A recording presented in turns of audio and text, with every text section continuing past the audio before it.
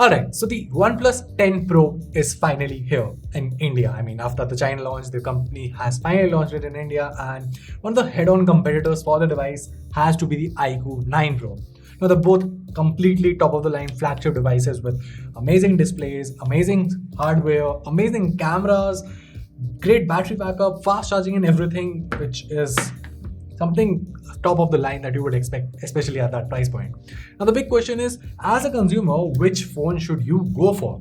Is it the iQoo 9 Pro, which is sort of a legendary device, or the improved OnePlus 10 Pro? Well, that's what this video is all about. This is Warren from GTR, and you're watching my in-depth comparison of these two devices to see which one makes more sense for you. So without wasting any time, let's just jump right into it.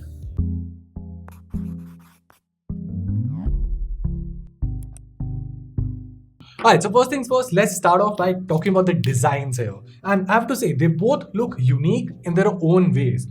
Now, they're both super premium devices with the unique camera modules.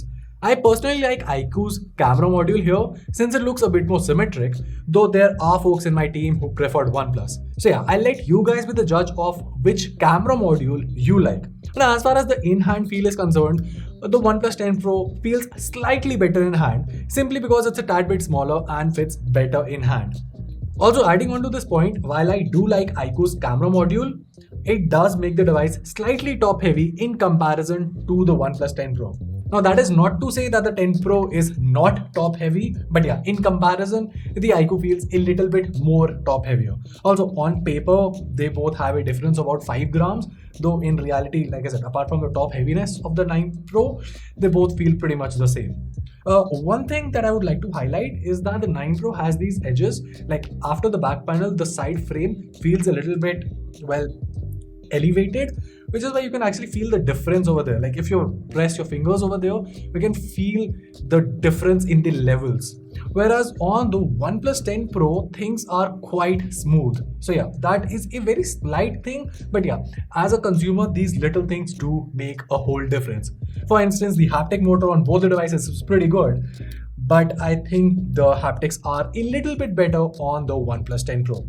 Also, while we're on the topic of little things, while the backs of both the devices are resistant to fingerprints, the camera modules are fingerprint magnets. And once again, with the iQoo, because it has a bigger camera module, you have a lot more area that you'll have to clean. In comparison with the OnePlus 10 Pro, while the area that you have to clean is a little less, the problem is that the camera lenses are a little bit raised up. So as a result, what happens is that a lot of lint gets accustomed or collected around those lenses. So yeah, all in all, they're both premium devices, but they both require some sort of maintenance equally. Now, as far as connectivity is concerned, they are both 5G devices and they both have dual SIM slots, and there is no 3.5 headphone jack or micro SD card reader on either of the devices. However, iQoo does have some advantages up its sleeve. First, you get an IR blaster here that's missing from the OnePlus, so that's one advantage. Second, the iQoo comes with a USB-C to 3.5 headphone dongle included inside the box, so again, that's another added plus. Speaking of added plus, while both the devices come with a case inside the box, OnePlus's case that's provided inside the box is a standard TPU case. I mean, sure, we have the reviews package with us, so we did get this extra cyberpunky case. But other than that, the case that you as a consumer will get will be a basic TPU case, while iQoo offers a premium plastic hard case that honestly just has the same finish as the back of the iQoo 9 Pro. So yeah, it's the same experience carried forward whether using the phone with the case or without the case. The phone looks the same. Now, while iQoo has all of those advantages, one advantage that personally matters more to me that OnePlus has is this alert slider. I mean, yes, iQoo offers all of those things inside the box, and sure, that do add on to the experience, but personally, in my day-to-day experience, the alert slider makes a whole difference. I mean, that is just a feature that I wish more Android manufacturers started adopting. I'm not sure if there is a sort of a trademark here that OnePlus has, but yeah, I genuinely wish that more brands adopted this feature. Alright, so next up, let's talk about these lovely displays. Now, on paper, they both have basically the same 2K 120Hz AMOLED panel, although iQoo's panel is a little bit bigger in comparison. It's only a little bit bigger, not a major difference. Now, they're both super bright panels with 500 nits of typical brightness. Now, if you're talking about on-paper specs, iQoo claims 1500 nits of peak brightness, while OnePlus claims 1300 nits. Now in our comparison, both devices were pretty good for outdoor usage, so that's really good. Although I would say that the OnePlus 10 Pro did feel a little bit brighter, which is surprising considering iQoo is supposedly having more nits for its peak brightness. But yeah, your mileage may vary, and at the end of the day, both the displays are top notch and won't leave you disappointed in any manner whatsoever. Also, both the panels are widewide album certified and support HDR10 in Netflix as well. Also, both the devices have support for various display modes, be it sRGB or vivid modes, or you can even customize the color temperature. And yeah, there are a lot of options available for you as a consumer to play around with. Now, for the most part, the displays on both devices feel the same. One advantage that the OnePlus 10 Pro has is that it comes with Corning Gorilla Glass Victus protection, while the iQoo 9 Pro comes with Panda Glass protection. Now, I have personally used Corning Gorilla Glass Victus a lot of times, especially on the S21 series and also on the S22 series. So yeah, that is something that I can completely vouch for in terms of protection quality. With that being said, if you're going to be spending this much money on a phone, it's just better to spend 1,000 or 1,500 bucks on a good tempered glass as well. I mean, it just goes to protect your device in the long run. Also, adding on to the display, obviously we have the audio part and you get stereo speakers on both the devices. Both are equally good, both sound very well, both are well tuned, so no differences. They both are pretty good. Alright, so now let's talk about probably the biggest deciding factor between these two devices, which are the cameras. Now, reading all the spec sheets, OnePlus comes with a 48MP OIS primary sensor with an 8MP telephoto lens and a 50MP ultrawide sensor. Up front, we get a 32MP selfie shooter. On the other hand, iQoo has a 50MP gimbal OIS sensor with a 16MP telephoto lens and a 50MP ultrawide sensor, and up front you have a 16MP selfie shooter. But that's just the spec sheet. Let's see the actual results. So kicking off with daylight shots, both the phones perform excellently. Now OnePlus seems to offer a bit more exposure with better controls over the shadows, while iQoo clicks more contrasty shots. Now, as far as saturation is concerned, both the phones saturate the colors, but it also depends a lot on the subject. For instance, in some cases, the iQoo saturates the greens a lot, while in some other cases, OnePlus saturates the yellows a lot. Now, both the phones tend to control blues very well, but then again, as far as reds are concerned, they are saturated on both the devices. Another thing that I'd like to highlight is that both the phones lean a bit towards the warmer tones. Now, it's not entirely off from what your eyes are seeing, but the overall shots are a tad bit warmer. And as far as the HDR performance is concerned, it's excellent on both the devices and you hardly have any complaints there. Also, both the phones have good details. For the most part, they are actually the same. Though, if I had to closely inspect, I think I would pick the iQoo 9 Pro, but only by a very slight margin. Also, speaking of closely inspect, you do not have to take my own word for it. In fact, we always provide a direct download link to all of the camera samples taken directly from these phones. Anyway, let's move on with the other shots. Now, when we talk about the human shots, I am not exactly sure what iQoo is doing here. See, in the normal mode, the shot is too darkened out, while when you switch to the portrait mode, it's too soft. Now, by no means do I mean that OnePlus's shot is perfect, but it is far better in comparison to what iQoo produces here. Now keep in mind that I've turned off all the AI portraits, retouching and filters effects. Everything was turned off. But even so, the iQoo was actually just softening up and applying a little bit of makeup to my face. And that is something that I've seen as a common trend on all of Vivo's and iQoo devices that I've used. Now clearly the company has done some surveys to notice that people are actually interested in those kind of results. So if you're one of those, then definitely you would like iQoo's selfies here. Personally, I think I'll go with what OnePlus produces. Now moving on to low light shots, once again both are pretty good. The OnePlus 10 Pro keeps the device shutter open for long by default, even without switching to the night mode. So it's not a fair comparison in that aspect. However, with the night mode turned on, both are equally good. Now, I personally would pick the iQoo 9 Pro here thanks to the slightly better details, but honestly speaking, it's a very slight margin and you would easily be satisfied with the OnePlus 10 Pro's performance. Now, moving on to videos, let's talk to me while recording the videos. Take it on. Alright. So we're recording 1080p 30fps selfie footage from the iQoo 9 Pro, which is on my left, and the OnePlus 10 Pro, which is on my right. Now the 10 Pro has a super stable mode that has been turned on, while there's no such option on the iQoo device. Now in terms of face structure and everything, I think they're both detailed, though iQoo's shot looks to be a tad bit softer in comparison.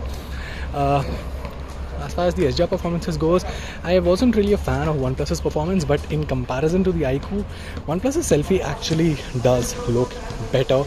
as far as HDR performance goes. Alright, so recording 1080p 60 FPS footage with the ultra stable mode turned on both the devices. The iQoo 9 Pro is on my left side and the OnePlus 10 Pro is on my right side. We can take a look at the HDR performance and the overall stability, and I would say that both the phones are performing pretty good here. I mean, iQoo is one of the best phones out there when it comes to stability, and interestingly, OnePlus seems to be giving it a good match. Although right here, at least in this frame, OnePlus's shot looks to be a tad bit warmer. It's not in reality. I think iQoo is capturing the colors better here. But other than that, I think it's a close call, not a lot to separate. Alright, so once again recording 1080p 60 FPS footage, although this time iQoo has been switched to the ultra stable mode. I mean, there's one standard stabilization which was the previous video, and this is the ultra stable mode, and this one basically offers far more stability. As you can see right now on your screens, I mean, the footage is just so much crisp, and also while recording I can notice OnePlus skipping some frames here and there, while there is no such issue on the iQoo device.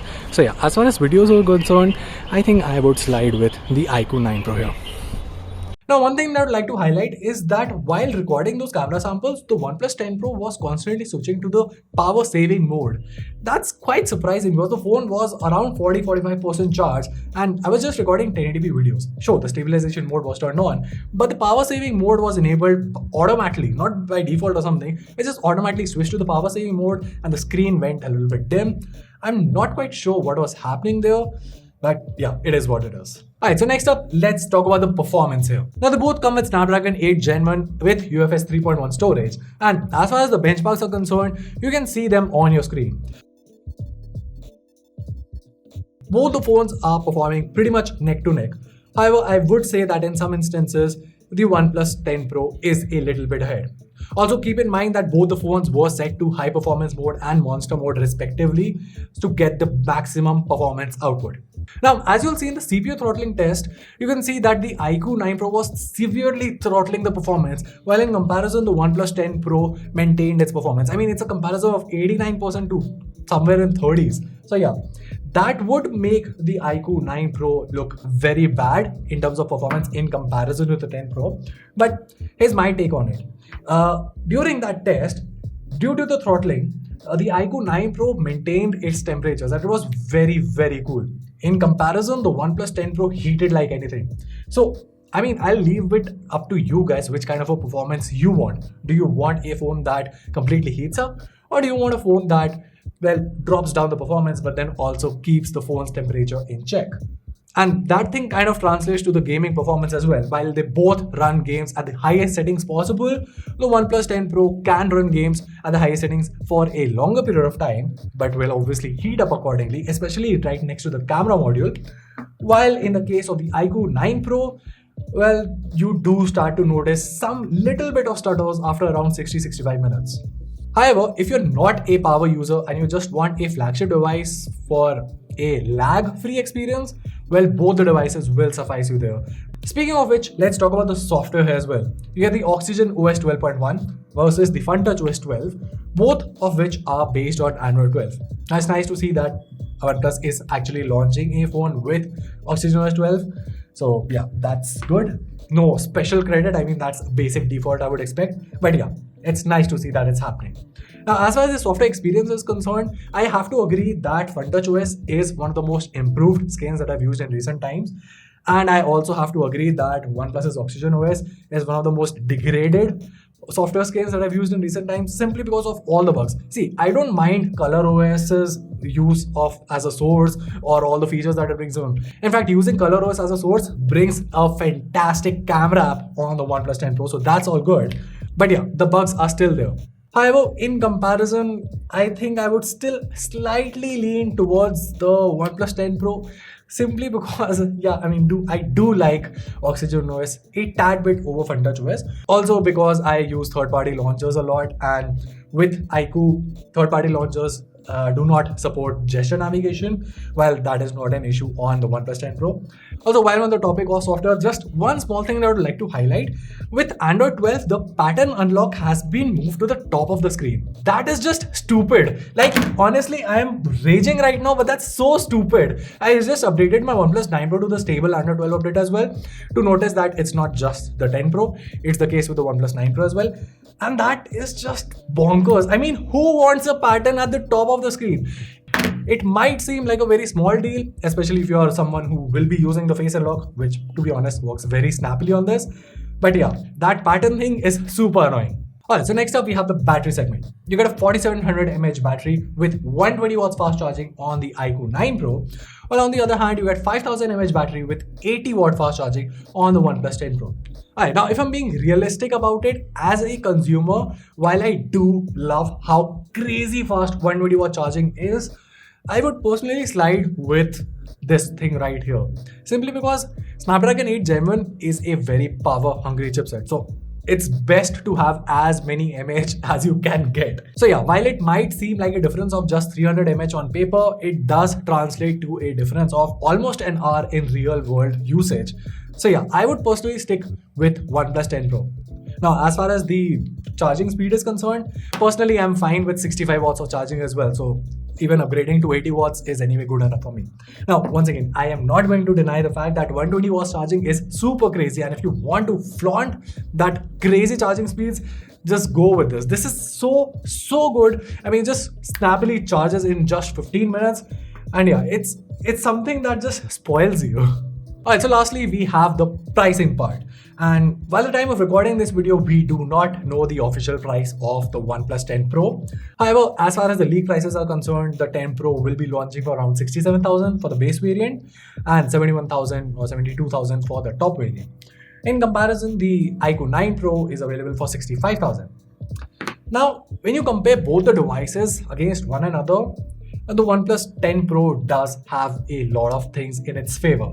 The 10 Pro offers better display protection thanks to Gorilla Glass Victors, has a slightly bigger battery, in some ways has a more likable OS, and somehow manages to justify its price when compared to the iQoo 9 Pro. And honestly, that is a surprise to me because when I received the devices, I was expecting the camera to be the standout difference simply because of how well iQoo's camera has been. How it's basically like the Vivo X70 Pro but for the iQoo series. And yeah, I've had a lot of expectations from this. And knowing OnePlus's track record, I wasn't really optimistic about this device. However, OnePlus 10 Pro's camera performance really surprised me. And like I said, you can obviously download the camera samples and check it out for yourself. The camera performance, especially for the photography part, not only matches the iQoo 9 Pro but also manages to outshine it in some instances. So yeah, I mean, if the lead pricing is true and if this phone retails for around 67 to 68 or maybe even 69,000, that would be nice. But yeah, I mean, in that concept, I think I can recommend the OnePlus 10 Pro over the iQoo 9 Pro. Again, that is not to say that the iQoo 9 Pro is a bad device. In fact, here's how I would put it. If you want a phone primarily for videography or a phone that you want to flaunt, and the iQoo 9 Pro is ideal for you. However, for everyone else with a budget of Rs 70,000 who wants a premium Android flagship device with a large display, the OnePlus 10 Pro is an easy recommendation. Notice how I said with a large display? Because for that price, you can also get the Samsung Galaxy S22. In fact, if you'd like to see me do an in-depth comparison of the OnePlus 10 Pro with the Samsung Galaxy S22, let me know down in the comments below and we will work on that. And well, that was it. If you found this video helpful, make sure to let us know by pressing a thumbs up and subscribing to our channel for more awesome tech content. Till then, this is Ron from GTR and I'll see you in the next one.